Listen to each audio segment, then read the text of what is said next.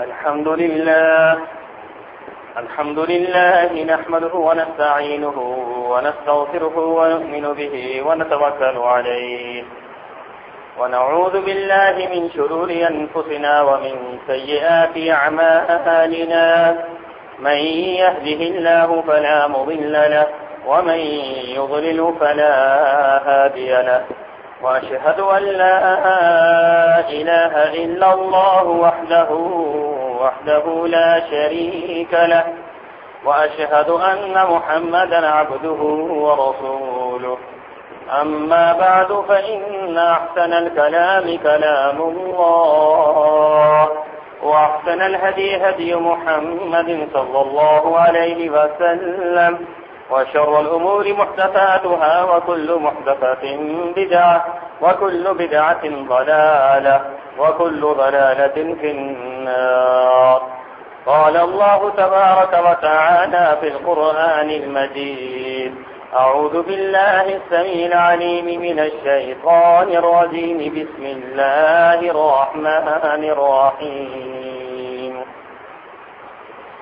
الذين تتوفاهم الملائكة ظالمي أنفسهم فألقوا السلم ما كنا نعمل من سوء بلى إن الله عليم بما كنتم تعملون فادخلوا أبواب جهنم خالدين فيها فبئس مثوى المتكبرين. اللهم صل على محمد وعلى آل محمد كما صليت على إبراهيم وعلى آل إبراهيم إنك حميد مجيد. اللهم بارك على محمد وعلى آل محمد كما باركت على إبراهيم وعلى آل إبراهيم إنك حميد مجيد. سبحانك لا علم لنا إلا ما علمتنا إنك أنت العليم الحكيم.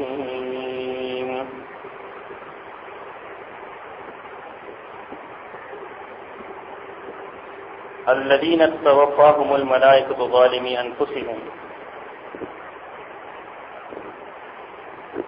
اور یہ وہ لوگ ہیں جو اپنی جانوں پر ظلم کرتے ہیں، اور جب فرشتے ان کی روح کو قبض کریں گے فَأَلْقَوْا السَّلَمَ مَا كُنَّا نَعْمَلُ مِنْ سُوءٍ، تو اس وقت یہ لوگ یہ بات کہتے ہیں کہ ہم تو برائی نہیں کرتے، بلکہ اس وقت ہی ایمان لانے کی کوشش کرتے ہیں. بلا ان اللہ علیم بما کنتم تعملون،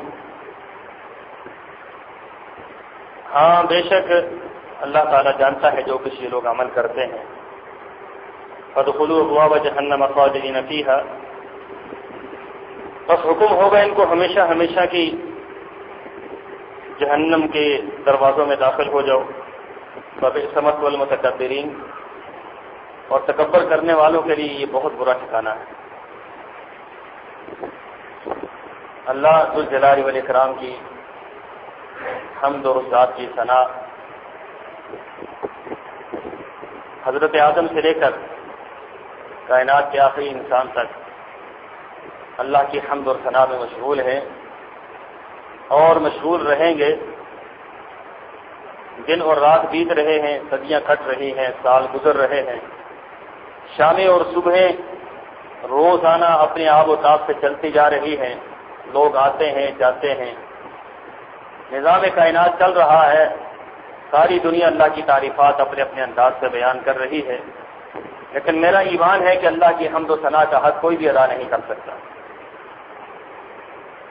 سامعین محترم، گزشتہ دو جمعۃ المبارک کے اندر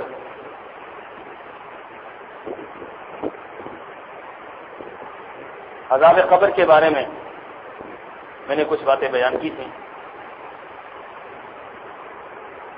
تین لوگ، تین گروہ، اس سلسلے میں اگر تین گروہوں کو 3 طریقوں سے تقسیم کر دیا جائے تو بات سمجھنے میں بڑی آسانی ہوگی۔ شریعت کی روشنی میں عذاب قبر حق ہے۔ رسول اللہ صلی اللہ علیہ وسلم نے یہ بات کہہ کر تمام شبہات کا ازالہ فرما دیا کہ عذاب القبر حق، عذاب قبر جو ہے یہ حق ہے۔ اس جملے کے بعد اس کے انکار کی گنجائش کوئی نہیں رہتی۔ لیکن ہمارے ہاں 3 گروہ پائے جاتے ہیں جو مختلف انداز سے عذاب قبر کا انکار کر دیتے ہیں۔ ایک وہ گروہ ہے جو عذاب قبر کو مانتا ہی نہیں، سرے سے تسلیم ہی نہیں کرتا۔ وہ کہتے ہیں عذاب قبر کچھ بھی نہیں، مر گیا بندہ تو مر گیا، اس کے بعد قیامت کو حساب کتاب جو ہوگا وہ ہوگا۔ اس کے درمیان جو عذاب قبر کی جو مولوی بات سناتے ہیں اس کی کوئی حیثیت نہیں۔ ایک تو یہ گروہ ہے۔ دوسرا گروہ وہ ہے جو عذاب قبر کو مانتا ہے، لیکن ساتھ ساتھ ان کا نظریہ اور عقیدہ یہ ہے کہ عذاب قبر سے ہمیں ہمارے بزرگ بچا رہیں گے۔ یہ گروہ بھی بہت بڑی غلطی پر ہے۔ گویا یہ بھی اپنے انداز سے عذاب قبر کا انکار کر رہے ہیں۔ اللہ نے یہ کہیں نہیں کہا کہ عذاب قبر سے بزرگ بچا لیں گے۔ عذاب قبر سے تمہارے پیشوا، تمہارے پیر، تمہارے مرشد، تمہارے امام، تمہارے مقتدا، تمہارے رہنما، یہاں تک کہ تمہارے انبیاء تمہیں عذاب قبر سے بچا لیں گے۔ اللہ نے یہ کہیں بھی نہیں کہا۔ عذاب قبر سے بچانے والی ذات ہے تو وہ اللہ کی ہے، عذاب قبر دینے والی ذات ہے تو وہ بھی اللہ کی ہے۔ تو تیسرا گروہ ہمارے ہاں وہ پایا جاتا ہے جو عذاب قبر کو مانتا بھی ہے اور یہ بھی عقیدہ رکھتا ہے کہ کوئی بزرگ عذاب قبر سے نہیں بچا سکتا، لیکن عذاب قبر کی تیاری کے لیے ان کے پاس کچھ بھی نہیں۔ عذاب قبر کی بچنے کے لیے اس کے پاس کوئی تیاری موجود نہیں ہے کہ اس سے بچنے کے لیے اعمال کرے۔ گویا کہ یہ 3 گروہ جو ہے یہ تقسیم ہوتے ہیں، اور ہم تینوں گروہوں کے بارے میں یہ نظریہ اور یہ عقیدہ رکھتے ہیں کہ یہ تینوں گروہ غلطی پر ہیں۔ فرق اتنا ہے کہ بعض کی غلطی بڑی ہے، بعض کی چھوٹی ہے، بعض کفر کی حد تک پہنچ چکے ہیں اور بعض عمل کی کوتاہی کے اندر شامل ہیں۔